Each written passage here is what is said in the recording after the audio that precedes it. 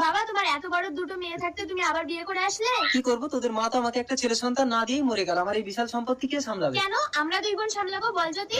না, তোরা বিয়ে করে স্বামীর ঘরে গিয়ে সংসার করবি। এই চলো ডালি। শোন জ্যোতি, বাবা যখন বেরিয়ে যাবে তখন সৎমাকে করে দেবো, নইলে একটা সৎ ভাই হয়ে গেলে বাবা কিন্তু আর আমাদের দেখবে না। ভালো হবে, একটা ভাই হলে আমি নিয়ে খেলা করবো। এই বেশি বুঝিস, আমি যাই বলছি তাই শোন। এই প্রিয়া, জ্যোতি, আমি একটু বেরোচ্ছি, তোর নতুন মাকে দেখবি।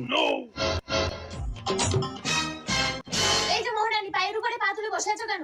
তোমাদের কি কাজ করতে হবে বলো, আমি করে দিচ্ছি। কাল সকালের মধ্যে দেশ ছেড়ে চলে যাবে, না করে দেবো। দিদি, বাবা না যেন জানতে পারে। কি ব্যাপার ডালি, এরা কিছু বলছিল তোমাকে? না না, ওরা আমাকে ভীষণ ভালোবাসে। আমিও তোমাকে ভীষণ ভালোবাসি ডালি, কথা দাও আমাকে ছেড়ে কোনোদিন যাবে না। কি হলো, চুপ করে আছো কেন? কথাটা নিলাম, নিজেকে শেষ করে দেবো। কথা দিলাম আমি তোমাকে ছেড়ে যাবো না। তার মানে আমাকে এক দিনে দুটো পাখি মারতে হবে। এই সৎ মাকে খতম